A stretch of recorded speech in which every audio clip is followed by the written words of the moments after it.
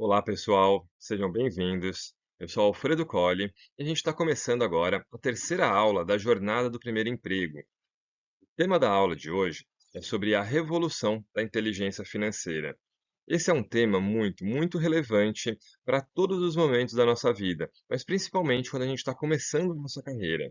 Então, é muito importante a gente falar sobre essa competência das finanças pessoais e comportamentais e como elas impactam o nosso dia a dia. Então, a ideia desse nosso terceiro módulo é justamente falar sobre esse tema que ainda é um tabu no Brasil e como a gente pode administrar melhor as nossas finanças, o que a gente pode fazer, o que a gente tem que tomar de cuidados. E claro que esse é só um primeiro passo, porque falar sobre finanças pessoais e comportamentais é um tema muito extenso. Então, a gente também divide esse assunto no que a gente chama da revolução da inteligência financeira, que são uma série de outros 3 módulos juntos. Então eu vou explicar um pouquinho para vocês como funcionam cada um desses módulos e o que a gente precisa aprender em cada um deles, principalmente focar em como a economia comportamental tem trazido elementos para a gente tomar melhores decisões. O primeiro módulo é sobre a competência financeira e a importância das finanças pessoais e comportamentais no decorrer da nossa vida, ou seja, quais os aspectos psicológicos que afetam as nossas emoções e que afetam a nossa tomada de decisão. Então, o primeiro capítulo, né, dessa essa primeira aula que a gente vai falar hoje sobre esse grande tema, que é o módulo A, ele é para abrir a nossa cabeça, para entender como as finanças funcionam, o que é importante a gente saber sobre finanças. É um ramo da economia que se junta muito com a psicologia. Então, é muito importante a gente ter em mente como a gente reage, né? A gente falou muito sobre autoconhecimento, então, se conhecer é parte fundamental desse processo de aprendizagem. O segundo módulo, que a gente chama de módulo B, é sobre o planejamento financeiro e o orçamento familiar, como motores para a eficiência e para a qualidade de vida.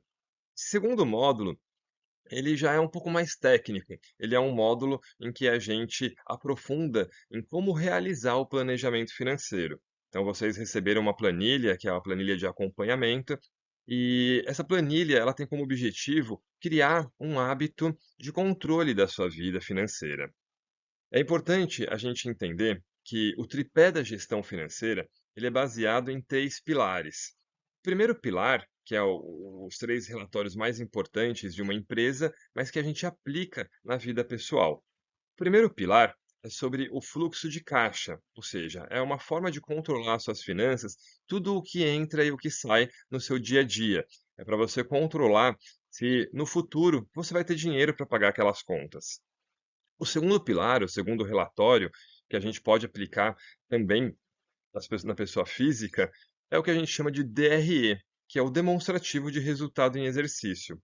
Esse demonstrativo de resultado em exercício, ele tem como objetivo verificar se você teve lucro naquele mês. Ou seja, você observa as suas receitas, observa os seus custos dentro de um período determinado, que normalmente é um mês, e você vê se você teve lucro ou não a partir daquele momento. Esse, para mim, é o mais importante de todos, porque é como você realmente enxerga as suas finanças, como você enxerga qual mês foi melhor, qual foi pior, onde você acertou, onde você errou. E pelo histórico e pela categorização dos dados, é importante a gente fazer orçamentos futuros, ou seja, previsões futuras. O grande diferencial da economia da economia junto com a tecnologia, junto com a ciência de dados, é permitir que a gente faça análises futuras de comportamento.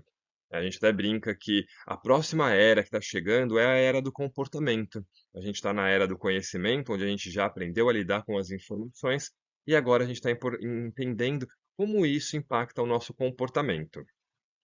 O terceiro módulo, que a gente também não vai falar hoje, é sobre investimentos estratégicos, ou seja, o catalisador da riqueza.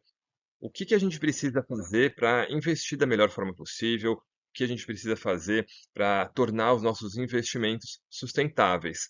E é claro que é muito difícil, é muito raro ganhar o dinheiro, né, ter alta rentabilidade o tempo todo, ter investimentos que sempre estão dando ótimos retornos. Então, aquela frase, né, quando a esmola é demais, o santo desconfia, é sobre isso, é sobre não acreditar que o dinheiro vai vir fácil, que os investimentos vêm fáceis. Então, é muito importante a gente perceber como a gente pode criar uma carteira de investimentos que dê segurança e também rentabilidade. E o módulo D, que é o nosso quarto módulo dentro da revolução da inteligência financeira, é sobre gestão de dívidas e crédito sustentável, um olhar empreendedor. Aqui é uma discussão sobre como o crédito ele é importante para a sociedade, mas que ele tem que ser tomado de uma forma sustentável. Ele tem que ser tomado de uma forma planejada, com baixas taxas, e existem formas de fazer isso, e principalmente usar o crédito não para consumo, usar o crédito de fato para investimentos para infraestrutura. Então é como o Keynes falava sobre, a importância de você usar o crédito para empreender. Aí sim, realmente é uma forma super sustentável, né, porque se for para consumo, isso traz implicações no futuro. Se você quiser consumir agora, você vai ter que pagar o preço no futuro. E o que a gente quer é justamente o contrário, é colocar o nosso esforço no presente, para que no futuro a gente não tenha, essa necessidade de tomar crédito e principalmente quando a gente toma crédito de forma não planejada, o custo fica muito caro, as decisões ficam mais difíceis. Então, o grande objetivo aqui é a gente entender que o crédito é bom, mas ele tem que ser contratado da maneira correta.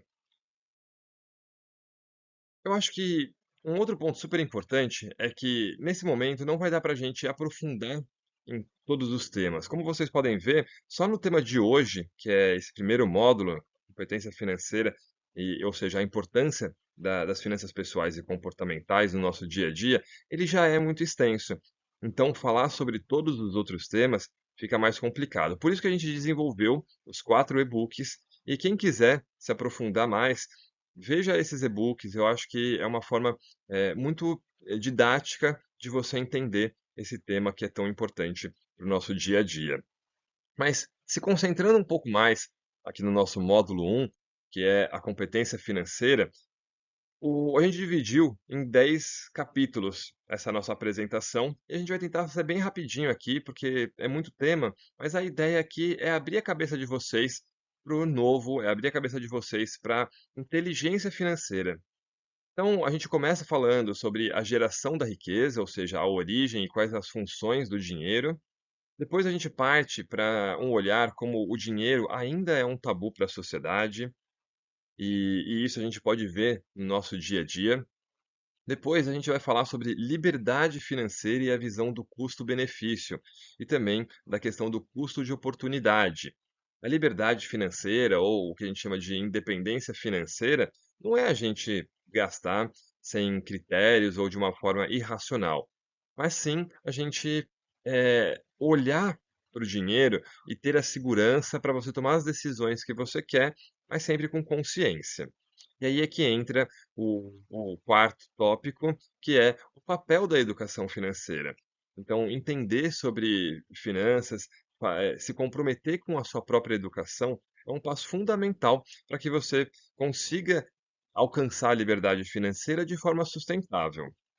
Depois, no quinto, capítulo, a gente vai falar sobre o conhecimento financeiro na economia capitalista e a era digital. Essa era que a gente, né, tem falado bastante, a gente falou um pouco sobre, na aula passada, sobre modelos de negócios, como o digital ele tem impactado cada vez mais nesse modelo, e isso serve para a nossa vida também, né. Acho que a era digital chegou e mudou muitos dos nossos parâmetros, muitos dos nossos modelos. E entender como isso está aplicado nas finanças também é fundamental.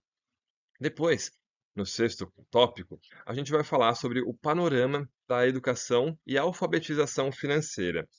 A educação financeira é o meio pelo qual acontece a nossa educação, o nosso aprendizado sobre esse tema. A alfabetização financeira, ela é um termo que a gente usa, que ele é baseado em 3 construtos. Construtos são definições mais científicas a respeito de um termo. Então, quando a gente fala de alfabetização financeira, a gente está falando de conhecimentos, de atitudes e de comportamentos financeiros. Então, é muito importante que a gente entender que o conhecimento financeiro, ele é de fato muito importante para ele dar clareza, para ele abrir a nossa cabeça. Só que mais do que o conhecimento, é importante a gente colocar isso na prática. É importante que a gente tenha a atitude para colocar isso de fato na prática e, mais do que isso, que a gente também mude o nosso comportamento nessa direção. Depois, a gente vai falar rapidamente sobre economia comportamental e o processo de decisão, quando de fato a economia e a psicologia se juntam, e como que acontece esse processo de tomada de decisão.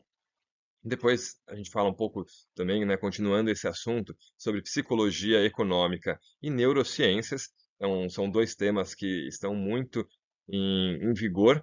E amanhã a gente vai ter a nossa live com o Celso Santana para explorar ainda mais sobre psicologia financeira, que é um termo que tem crescido muito. Não sei se vocês já viram, mas diversos psicólogos ganharam, né, e tiveram uma boa relação, por exemplo, com o Prêmio Nobel da Economia, mostrando que cada vez mais a psicologia e a economia, de fato, estão se juntando. Hoje em dia, as matérias elas estão se tornando transversais. Então, é muito importante para que depois, no futuro, a gente também consiga construir hábitos saudáveis. Bom, então, para entrar de fato nesse assunto, a gente precisa entender o que que é uma competência. Quando a gente fala de inteligência financeira e ela ser uma competência, o que isso de fato significa? Então, competência, a gente usa o termo chá, que é o conjunto de conhecimentos, habilidades e atitudes relacionadas à proficiência em determinada competência. Então, enquanto o conhecimento ele é o saber teórico que a pessoa possui, as habilidades referem-se a ela saber fazer aquilo, né? Então, é capacidade de aplicar os conhecimentos na prática. Por fim, as atitudes, elas refletem o nosso ser, nosso saber ser, ou seja, quais as características comportamentais, emocionais que influenciam a maneira como uma pessoa age, como ela se relaciona com o seu ambiente de trabalho. Então, quando a gente fala, por exemplo, de RH, a gente fala sobre um modelo de competências, que analisar as melhores competências, as competências que precisam ser desenvolvidas em cada uma das pessoas, e como isso é um direcionador para a gente. Bom, entrando então de fato no primeiro capítulo, que é a geração de riqueza e a origem do dinheiro, né, as funções que o dinheiro exerce na nossa sociedade, é muito importante a gente olhar para o histórico do dinheiro. Então, qual é a importância, né? A pergunta que eu começo aqui fazendo é: qual é a importância do dinheiro para o desenvolvimento da sociedade? Vocês já pararam para pensar, né, o que o dinheiro representou, se, como a gente chegou até aqui, qual foi o papel do dinheiro no desenvolvimento da sociedade como a gente conhece hoje? Entrando mais detalhadamente, então, na parte da origem e nas funções do dinheiro, o que a gente percebe é que, de fato, existem várias inovações e revoluções acontecendo no nosso dia a dia, principalmente agora lideradas pela inteligência artificial. A gente percebe que esse cenário contemporâneo ele é caracterizado por cada vez mais transições tecnológicas. Então, a forma como a gente vive, a forma como a gente trabalha, a forma como a gente aprende no mundo está mudando. Se a gente olhar lá para trás, né, para as origens, então, mais de 4.000 anos atrás, antes de Cristo, quando a gente chama da era, né, que é a pré-história, digamos assim, a gente percebe que, a partir do momento em que a gente começa a dominar a cultura, as técnicas e a tecnologia, para um mínimo de cultura, a gente começa a dar alguns passos em relação ao desenvolvimento, em relação à criação de novas tecnologias, até o que a gente vê hoje. E cada mudança, de eras, então a migração da era agrária para a era industrial, ela foi impactada fortemente pela primeira revolução industrial, com a criação da máquina a vapor, o uso da enciclopédia, né, ou seja, a gestão do conhecimento e a tecnologia exercendo um papel fundamental nessa transição tecnológica. Depois, a gente saindo dessa idade moderna, entrando na idade pós-moderna, que é o que a gente chama da era industrial, a gente percebe também que a gente entra na era da ciência.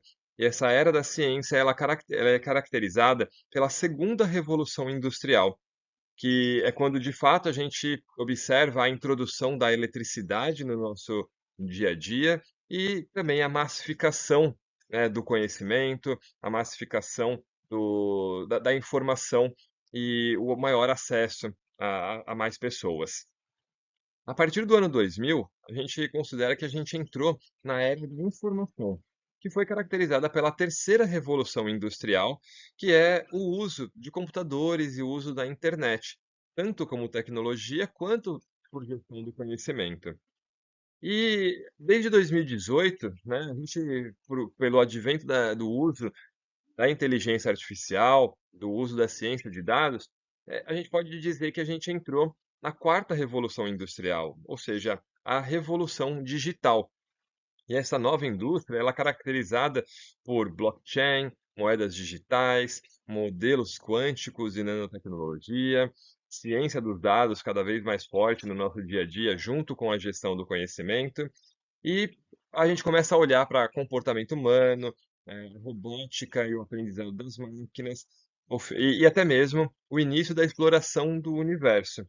E a partir de agora, né, o que a gente tem percebido é que a próxima era é o que a gente chama da era do comportamento. É quando a gente vai começar com base em dados, com base em análises e previsões de comportamento, observar o futuro e como as pessoas podem agir e como a gente pode influenciar essas pessoas a tomar melhores decisões.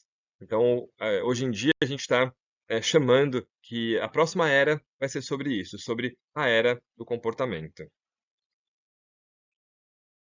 Entrando já nesse segundo capítulo, a gente vai falar sobre como o dinheiro ainda é um tabu para a sociedade. Porque falar de dinheiro não é fácil. Eu não sei quais as experiências que cada um de vocês já tiveram, mas de fato falar sobre dinheiro é algo difícil, principalmente no Brasil, um país em desenvolvimento. Então, como a gente muda essas práticas, como a gente cria argumentos para conseguir falar mais fácil de dinheiro, com quem que a gente pode falar de dinheiro. Então, minha pergunta para vocês é, quando a gente pensa em finanças pessoais, qual que é o primeiro pensamento que vem à mente de vocês? A gente fez esse estudo e perguntando para diversas pessoas, enfim, em diversos ambientes, e uma resposta muito comum que a gente ouve é que a pessoa tem medo. Os medos, eles de fato, eles influenciam muito a nossa tomada de decisão e como a gente olha para o dinheiro. O dinheiro acaba sendo visto até como algo ruim, né, em muitos momentos. Então, para a gente entender de fato, a gente precisa perceber que, bom, a gente está num mundo que é o que a gente chama de mundo VUCA, ou seja, um mundo volátil, incerto, complexo e ambíguo. Essas características, elas permeiam a realidade do mundo de hoje, que basicamente é um mundo doido que a gente está vivendo, porque é tanta informação e a gente entender os aspectos técnicos e comportamentais, ou seja, como que se dá a nossa relação do nosso racional com o nosso emocional, é fundamental para a gente conseguir tomar melhores decisões e falar abertamente sobre dinheiro. E aí a próxima pergunta seria, né? Você já falou de dinheiro hoje?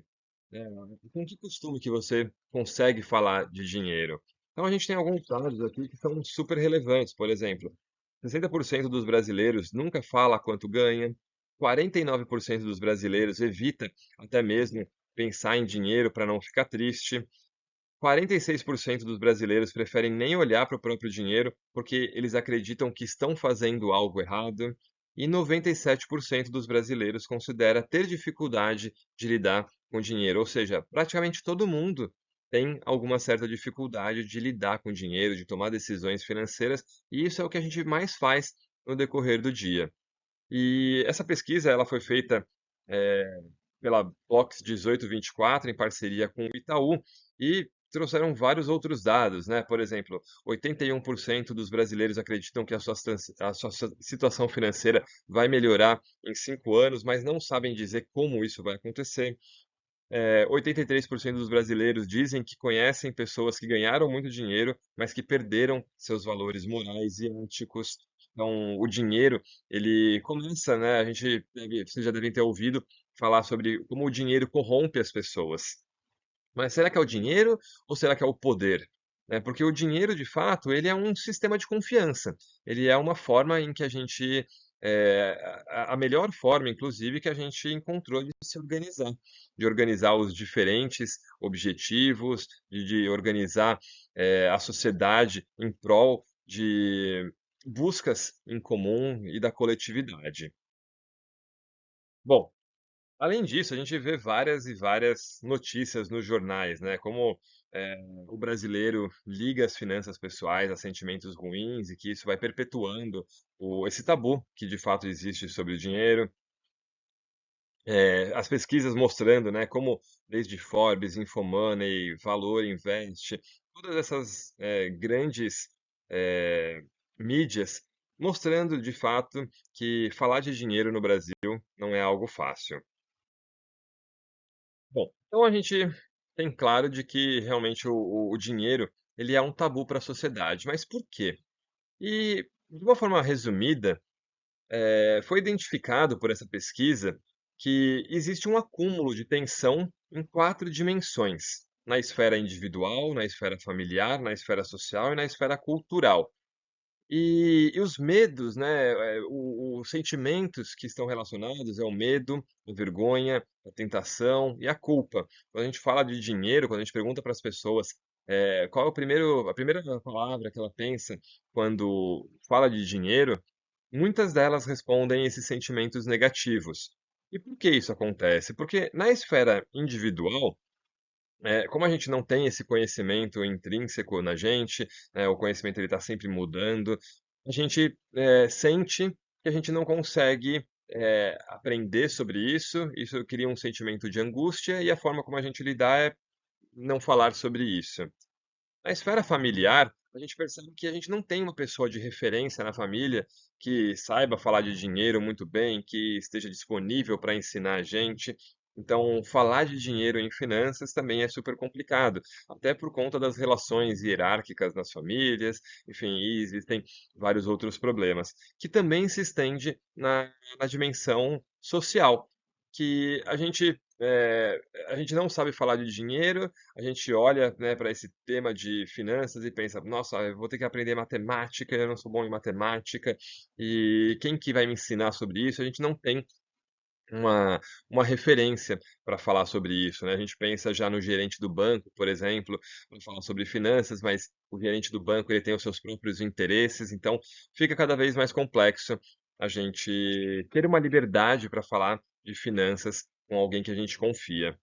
Por fim, né, olhando para todas essas outras esferas e que, como consequência, isso impacta a nossa cultura, é sobre como a nossa cultura ela ensina a gente a não falar de fato sobre dinheiro. Então, a gente vive numa sociedade em que a gente coloca debaixo dos panos esse assunto e deixa acontecer. Então, de fato, o dinheiro, ele representa esse tabu para gente, porque existe um conflito entre a nossa visão lógica e a nossa visão emocional.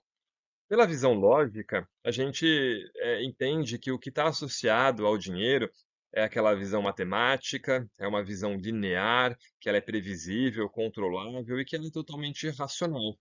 Só que, na verdade, o que a gente sente vai contra isso, vai como o dinheiro, ele representa algo mais íntimo, ele não é linear, né? Às vezes a gente ganha, às vezes não, às vezes a gente gasta muito, às vezes não, e ele é mais orgânico, né? Ele é imprevisível e ele é fluido, né? Então, a nossa relação com o dinheiro, ela não é tão fácil.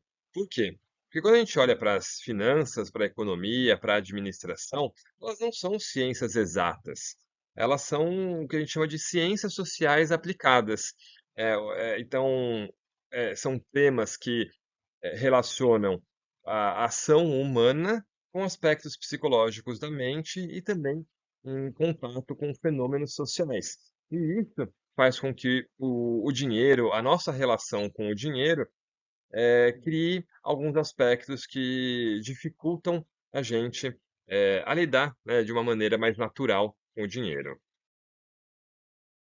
Entrando no próximo tópico, que é sobre a liberdade financeira e essa visão de custo-benefício, é muito importante, como eu falei no comecinho, a gente entender que a liberdade ou a independência financeira não é você chegar num estágio que você pode gastar sem critérios. Pelo contrário, gastar de forma irracional vai gerar problemas para você não só no campo financeiro, mas também no campo emocional, no campo familiar, enfim, é muito importante a gente lidar, com o dinheiro de uma maneira muito saudável e muito, com um olhar para suas necessidades, mas também para o coletivo. E muito importante que a gente tem sempre que estar observando, a visão custo-benefício, porque é essa visão custo-benefício que vai criar, de fato, uma sociedade mais inteligente. A gente começa a observar que o custo-benefício ele é diferente para cada uma das pessoas, mas ele caminha para que a gente tome melhores decisões.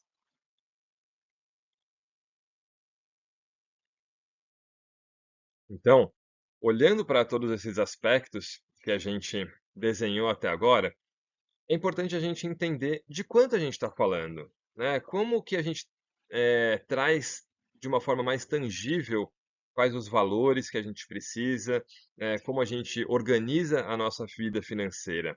Então, a partir de agora também a gente vai falar um pouquinho sobre essa questão de valores para tentar tangibilizar mais ainda o impacto do dinheiro na nossa vida e o que a gente pode fazer no futuro. Então, entrando nesse aspecto, a grande pergunta aqui que a gente traz é como a gente, de fato, acumula uma quantia que dê uma segurança para a gente, que consiga trazer os melhores resultados. Eu trago como exemplo um gráfico do professor Max Goulart, que foi um professor meu durante a época da faculdade, e ele desenha de uma forma muito didática como que a gente pode alcançar R$ 1 milhão em 30 anos, poupando apenas R$ 12.000 por ano e com um rendimento de 6% ao ano. Isso quer dizer, né, então a gente basicamente guardaria R$ 1.000 por mês e uma taxa de juros de 6% ao ano. Mas essa taxa de juros, ela já não é mais a taxa que reflete a economia hoje em dia. Hoje em dia a gente está falando de uma taxa de acima de 11%. Então hoje, para você acumular R$ 1 milhão em 30 anos, é muito mais rápido, porque você vai estar tendo uma um rendimento de 6% ao ano, mas sim de 11%. Mas o que é engraçado, né, o que é importante a gente observar nesse gráfico é como o começo de guardar dinheiro ele é muito mais difícil do que o, o final desse período, né? Então, para você juntar os seus primeiros R$ 100.000, você vai demorar basicamente 7 anos. Isso faz com que 84% desse valor que você acumulou, ele tem como origem o seu próprio recurso, o quanto de fato você poupou, e 16% é referente ao rendimento desses valores. Quando a gente muda, né, quando a gente fala dos nossos 100 mil para os 200 mil, a gente percebe que o número de anos para você juntar R$ 100.000, ele diminui para 4,93 anos. Né? Então, o valor que você de fato poupa representa 59%, enquanto que o seu rendimento ele representa 41%. E para mim, essa visão dos 200.000 é o que a gente chama do ponto da virada. O que seria esse ponto da virada? É que quando você junta R$ 200.000, né, nessas condições, você percebe que para você juntar mais R$ 100.000, você vai demorar só 3,82 anos. E por que o ponto da virada? Porque o rendimento ele passa a ser maior do que a poupança. Então, nesse cenário, né, de você juntar dos R$ 200.000 até os R$ 300.000, isso vai significar que 54% desse valor que você acumulou, ele tem origem nos seus próprios rendimentos, ou seja, é o dinheiro trabalhando para você. E depois, né, só 46% desse valor representa o quanto de fato você guardou aqueles R$ 12.000. E como vocês podem observar no gráfico, com o decorrer do tempo, o número de anos para você juntar R$ 100.000 ele vai diminuindo, porque o rendimento vai cada vez mais trabalhando para você. Até que, né, na última etapa, os últimos R$ 100.000, você demora apenas 1 ano e meio para chegar nesse valor, sendo que 82% é referente a rendimentos e 18% é referente a, de fato, a sua poupança. E isso a gente está falando num cenário com 6%, uma taxa de juros de 6% ao ano. Como o cenário hoje ele está mais agressivo em termos de taxa de juros, né? Ou seja, o governo ele teve que aumentar as taxas de juros para conseguir manter a economia em crescimento, em segurança, em estabilidade, a taxa de juros hoje está maior e, consequentemente, o tempo para você juntar, né, ou seja, o rendimento, ele tem um caráter ainda mais relevante. Esse outro gráfico, também do professor Marcos Goulart, ele é muito relevante para a gente entender a importância, né, da nossa relação das nossas receitas com os nossos gastos. Então, no eixo X, a gente tem, né, na horizontal, a renda líquida mensal de uma determinada pessoa, e no eixo Y, a gente tem os gastos mensais dessa pessoa. Então, vamos pegar um exemplo de uma pessoa, por exemplo, que ganha R$ 12.000. Ela ganha R$ 12.000, e se ela gastar R$ 10.000, ou seja, se ela estiver guardando R$ 2.000 por mês, ela vai demorar 34 anos para alcançar esse patamar de 25 vezes o salário dele. Já uma pessoa que ganha um pouco menos, ganha R$ 10.000, mas ela tem um gasto de R$ 8.000 por mês, ela vai demorar 30,7 anos para juntar esse valor correspondente a 25 vezes os seus gastos mensais, né, que é a forma de a gente considerar a aposentadoria. Isso mostra para a gente que é fundamental a gente olhar muito para os nossos gastos financeiros. Não adianta nada a gente ter uma receita muito alta, mas os nossos gastos estarem altos também. Isso vai fazer com que a gente não consiga guardar o máximo de dinheiro que a gente poderia e alcançar esse patamar da aposentadoria de uma forma mais breve. Por isso que a educação financeira, ela tem um papel fundamental. É importante a gente entender como acontecem, os nossos gastos, como acontecem as nossas receitas, quais são as possibilidades que a gente tem para atuar em cada um desses campos. E a educação financeira, ela tem esse papel de conscientizar as nossas ações, as nossas atitudes, para que a gente, de fato, tome melhores decisões. Então, a gente pode dizer que a educação financeira, a gente tem três grandes tópicos, né, para falar. O primeiro que a gente fala sobre geração de riqueza, o segundo que a gente fala sobre zona de segurança e depois a manutenção da riqueza. Então, o primeiro aspecto é quando a gente começa a ganhar e ter uma noção maior da nossa renda e quais os gastos que a gente pode ter ou não para não se endividar. O segundo momento é sobre como a gente economiza isso, né? Como a gente, de fato, entende quais são os nossos gastos fixos, os nossos gastos variáveis, o que é prioritário, o que não é prioritário, e a gente, de fato, entra numa zona de segurança, a gente começa a controlar as nossas finanças de uma maneira mais específica e mais coerente com a nossa realidade. Depois, né, que a gente já ganhou um dinheiro, que a gente já começou a economizar, é de fato quando a gente começa a investir.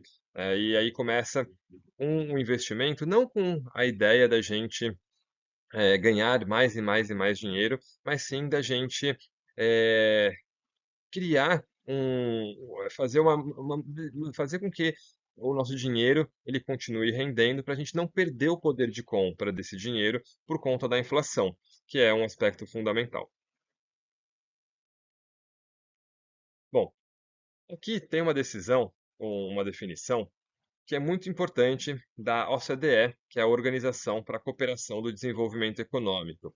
É uma definição lá de 2004, Tem tido algumas adaptações, algumas melhorias para cada vez mais ficar mais próximo da nossa realidade, mas basicamente ela diz que a educação financeira é o processo mediante o qual os indivíduos e a sociedade melhoram a sua compreensão em relação aos conceitos e produtos financeiros, de maneira que, com a informação, formação e orientação, possam desenvolver valores e competências necessárias para se tornar mais consciente das oportunidades e riscos envolvidos. Então, poder fazer escolhas mais bem informadas, saber onde procurar ajuda e adotar algumas ações que vão melhorar o nosso bem-estar. E assim contribuir de uma forma consistente para a formação de indivíduos e uma sociedade mais responsável e mais comprometida com o futuro. Essa definição, ela é fundamental para a gente entender, o que a gente busca com a educação financeira, que ela não é algo só individual, mas é algo social. A sociedade precisa ser mais inteligentemente, eh, mais inteligente financeiramente, porque isso vai fazer com que a gente crie, uma sociedade mais sustentável, tome decisões melhores e quando a gente toma decisões melhores, isso impacta todos os campos da nossa vida. Então, aqui algumas 6 dicas aqui que são super relevantes e super importantes para esse momento de educação financeira. Primeira dica que eu daria e que eu aprendi logo no começo da faculdade, é a gente se pagar primeiramente. Então, logo que a gente recebe, a gente tem que guardar pelo menos uma parte, né, e já reservar esse dinheiro e falar: "Bom, eu não vou tocar esse dinheiro de jeito nenhum, esse dinheiro vai ser para o meu eu do futuro".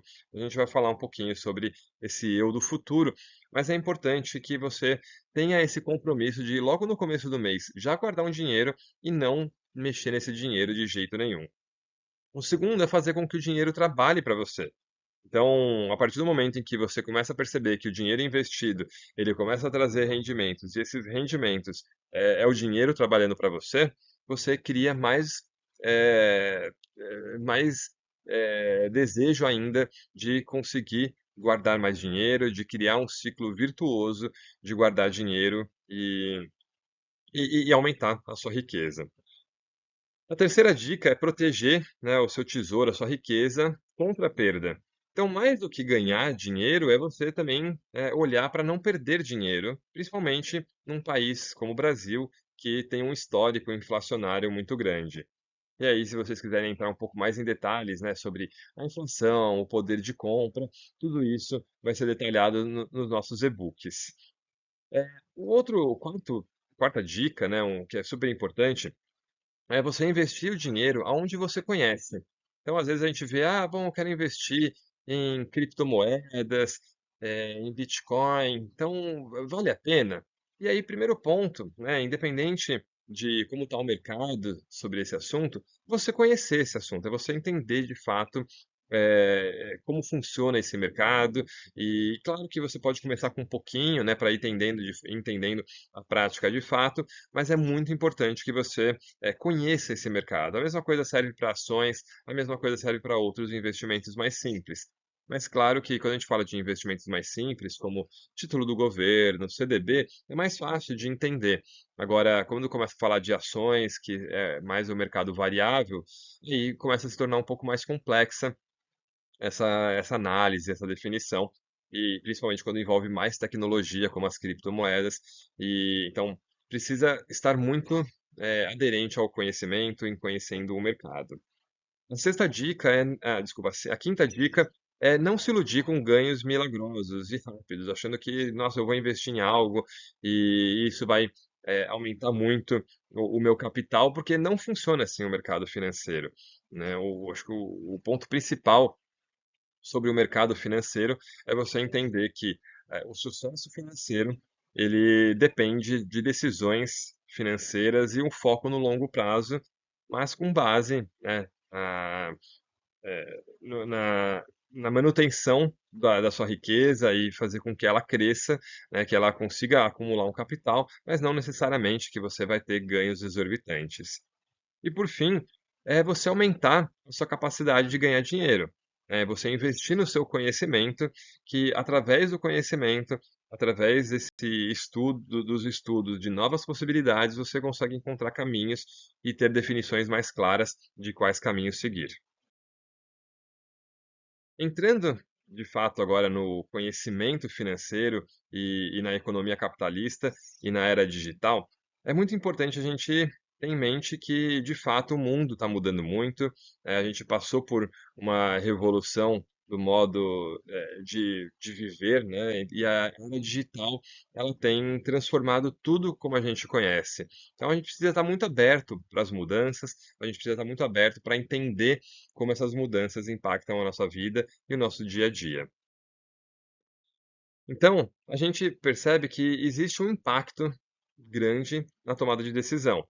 E quando essa decisão ela não é tomada de uma forma coerente, de uma forma correta, isso gera prejuízos financeiros, gera um retrabalho ou o esforço, uma mobilização desnecessária e faz com que você perca algumas oportunidades. Então, quando a gente olha, né, para o conhecimento financeiro, a gente precisa entender que poupar ele está relacionado com a relação de custo versus receitas. Então, o quanto que a gente deve poupar, quanto que a gente deve investir mensalmente, o que que a gente vai fazer para que o dinheiro comece a trabalhar para você, que aí de fato é quando a gente olha para o investimento. O investimento, ele tem algumas características que é muito importante você já começar a considerar. Primeiro é com relação ao seu apetite ao risco. Ou seja, qual é o seu perfil de investidor? Né? Se você tem um apetite que busca maiores ganhos ou se você tem um apetite que busca maior segurança. Um outro ponto muito importante é com relação ao horizonte de resgate. Ou seja, qual que é o prazo esperado para você pegar esse dinheiro de volta? Outro ponto muito importante também é com relação aos impostos, porque existem diferentes tipos de investimento, então a gente pode estar falando de renda fixa ou de renda variável, e é muito importante a gente observar quais os indexadores. Entrando agora no panorama sobre a educação e a alfabetização financeira,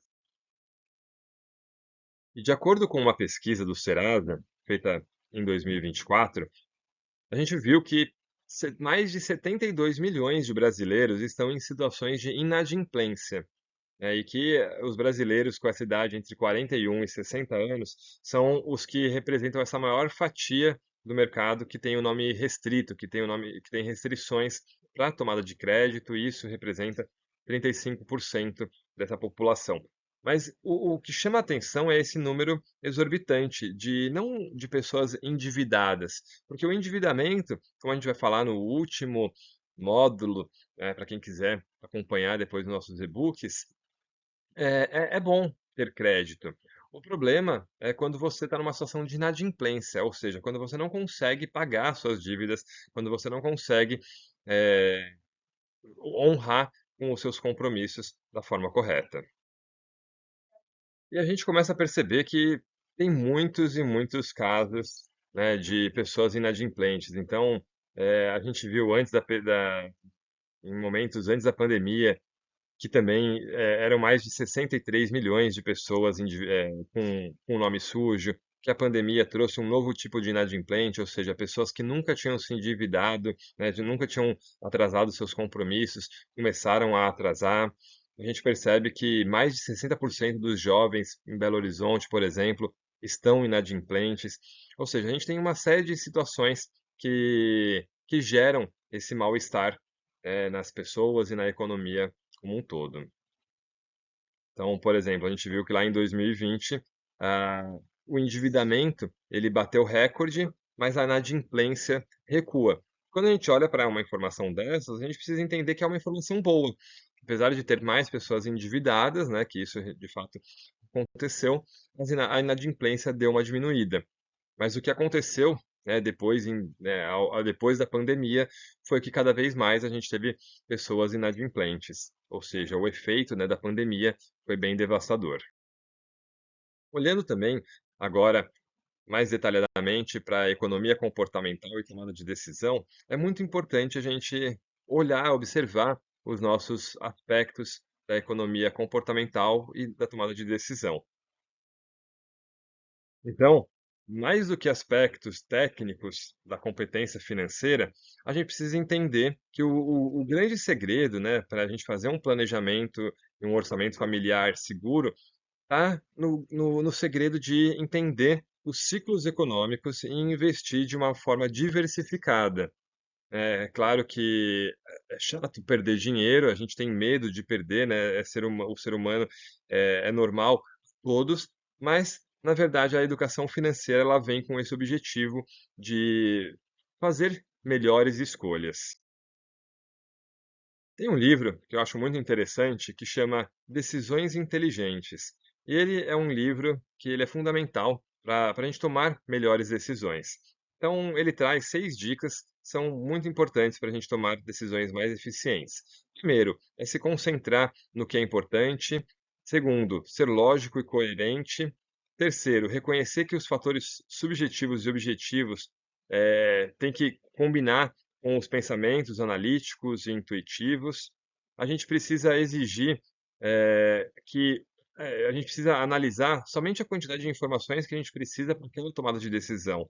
Hoje em dia, no mundo que a gente está vivendo, tem muitas e muitas informações e a gente sabe diferenciar quais as informações são de fato mais relevantes. A quinta dica é estimular e guiar a obtenção de dados e manter as suas opiniões bem informadas. E a sexta dica é ser direto, seguro e criar facilidades de usar o seu controle e ser flexível na hora da tomada de decisão. Bom, entrando de fato agora na psicologia econômica ou psicologia financeira e a neuroeconomia, como que se dá, de fato, a nossa decisão? Então, tem esse videozinho, né, que fala, né, eu vou economizar, não vou fazer mais dívidas, só que aí, 10 segundos depois, a gente já quer comprar, comprar e comprar. Por que isso acontece, né? Ou seja, como que a gente muda as nossas o nosso momento de vida? Então, a gente considera que existem 2 tipos de economia: a economia tradicional e a economia comportamental. A economia tradicional é como a gente acha que ela é, né? Então, ela é baseada na teoria da utilidade esperada e ela considera que as decisões elas são todas racionais, são consistentes e que visam sempre a otimização. Ou seja, é a racionalidade como um ponto de partida. Mas quando a gente observa, de fato, a economia real, ela se aproxima mais da economia comportamental, que é uma junção de diversas teorias e que a maneira como a gente percebe os dados, ela vai influenciar as nossas escolhas e considera que a racionalidade do ser humano, ela é limitada, ela não consegue tomar as melhores decisões o tempo todo. Enquanto a gente, imagina que existe uma fórmula da vida financeira ideal, onde a gente ganha o dinheiro, daí a gente guarda, acumula, investe e depois a gente usufrui disso, a gente vê que a fórmula da vida financeira real, ela é bem diferente. Ela já é uma visão mais cíclica, que não é algo mais linear, porque no meio de todos os imprevistos da vida, a gente tem desemprego, reforma, filho, faculdade, pandemia. Então, é algo muito mais parecido com uma montanha-russa, a nossa vida financeira. Partindo então da economia comportamental, chegando até a psicologia financeira e a neurociências, é muito importante a gente começar a observar quais os aspectos mentais e fisiológicos eles influenciam na tomada de decisão. Como a gente tinha comentado, muitos ganhadores do Prêmio Nobel da Economia, eles trazem esses aspectos psicológicos, né? Então, o Tversky, o Kahneman, lá em 1979, eles criaram a teoria da perspectiva, dizendo que o ser humano ele não é avesso ao risco, ou seja, ele não tem medo do risco de fato, mas ele tem medo da perda. E que isso está muito relacionado com o sistema, com a forma como o nosso sistema funciona, que eles chamam de sistema dual do cérebro. Ou seja, ele divide o cérebro em 2 partes, que é o que ele chama de sistema 1 e sistema 2. o sistema um tem um viés mais analítico, enquanto o sistema 2 tem um viés mais intuitivo. Então, essa relação, né, isso acontece porque o comportamento humano ele é influenciado por vieses cognitivos e heurísticas, ou seja, talhos mentais que o nosso cérebro cria para tomar decisões mais rápidas e consumir menos energia. Imagina que o homem lá da pré-história, quando a gente está, ele tinha pouco acesso à alimentação, né? Não era algo tão fácil assim, né? Conseguir as calorias para a gente pensar. E como vocês sabem, o cérebro ele é o órgão que mais consome energia. Então, o fato da gente estar pensando, né, o fato da gente eh, estar usando de fato o nosso sistema mais racional, ele faz com que a gente gaste mais energia. Então, é muito importante a gente entender que o nosso cérebro ele está acostumado, ele está direcionado a tomar decisões mais rápidas. Por isso que a gente migra do sistema racional, né, que é um sistema que consome mais energia, para um sistema mais intuitivo. Então, enquanto a gente fala que o sistema um ele é um sistema mais rápido, mais intuitivo, mais reativo, a gente olha para esse sistema como o piloto automático, né? Então, quando a gente responde a pergunta, quanto que é um mais um? Então, quando a gente, para responder essa pergunta, a gente usa esse sistema um, que é um sistema mais rápido, um sistema que consome menos energia. Já o sistema 2, ele é um sistema mais devagar, ele é um sistema mais analítico, mais profundo, ele pondera mais. Ele é como se fosse o nosso freio de mão, né? Então, quando a gente usa, por exemplo, quando a gente responde a pergunta, quanto que é 37 vezes 49, a gente está usando o nosso sistema 2. É, todas as primeiras ações que o ser humano aprende, elas acontecem no sistema 2. Então vamos, por exemplo, usar o exemplo do carro. Quando você está dirigindo um carro, é a primeira vez que você vai dirigir, você está usando o sistema 2, porque você não conhece, então você tem que estar atento a tudo. Então você tem que prestar atenção na marcha, prestar atenção no espelho. Então você está, de fato, sobre uma carga emocional maior. Você tem que estar pensando mais. E isso faz com que, consequentemente, a gente consuma mais energia. Com o passar do tempo, a gente começa a transformar essa ação em algo mais automático. E aí, depois de muito tempo, às vezes você dirige de um lugar para o outro e você nem percebeu o que você agiu, como você agiu e quais as decisões que foram tomadas, justamente porque você migrou para o sistema um esse aprendizado. Isso faz com que a gente consuma menos energia e o cérebro ele tende a privilegiar esses caminhos. Só que a gente tem que tomar cuidado, porque com o mundo mudando, com cada vez mais informações e caminhos diferentes, é importante a gente estar no sair do automático para conseguir tomar melhores decisões. Então, o cérebro ele criou esse mecanismo de vieses cognitivos e heurísticas justamente para facilitar. Só que, às vezes, esses atalhos podem levar a gente para o lugar errado, né? Então, uma heurística ele é um procedimento mental simples e de fácil acesso que ajuda os indivíduos a acharem as soluções diante de uma situação, um problema mais complexa.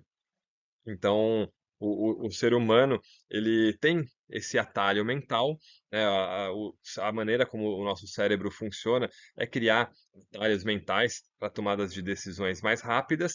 Porém, se isso acontece de uma maneira eh, muito corriqueira, a gente começa a perceber a presença de vieses cognitivos que levam a gente a tomadas de piores decisões, né? O que a gente chama de erros sistemáticos. Ou seja, vieses cognitivos são padrões de distorção do julgamento que ocorrem em alguma situação específica. E aqui eu vou dar alguns exemplos de vieses cognitivos, como o excesso da informação, ou quando o significado é insuficiente, ou quando a gente precisa de uma necessidade de uma ação rápida, e também por conta da nossa memória ser limitada. E com base nisso, a gente, né, tem alguns vieses que cada vez mais a economia comportamental tem estudado com o objetivo de trazer à luz esse conhecimento, entender de fato como funcionam os nossos vieses, como funcionam as nossas decisões. Então, alguns vieses que já foram mapeados, o viés da ancoragem, o viés da aversão à perda, do efeito de enquadramento, a falácia do jogador, o viés da confirmação, o viés das lacunas de empatia e o viés da autoconfiança excessiva. A gente explora um pouquinho mais desses vieses. Infelizmente, a gente não tem tempo para falar, né, todas essas informações agora, mas é muito para vocês entenderem, para vocês abrirem a cabeça de que realmente existe alguns vieses que a gente precisa controlar em nossa mente. E, com base nesses vieses, foi criado um termo chamado nudge, né, que foi criado pelos autores Taylor e Sustein, e eles são basicamente intervenções rápidas, baratas e de fácil saída que vão estimular a tomada de decisão de uma maneira mais assertiva, que faça com que o tomador de decisão escolha aquela decisão que de fato é melhor para ele. Então, entender, né, o que são esses nudges é fundamental, porque cada vez mais as empresas de marketing, o governo, eles usam nudges para estimular a gente a tomar decisões. E essas decisões, elas podem ser para o lado bom, para o lado que a gente realmente acredita, mas por um outro lado, pode encaminhar a gente para as decisões que eles querem que a gente tome.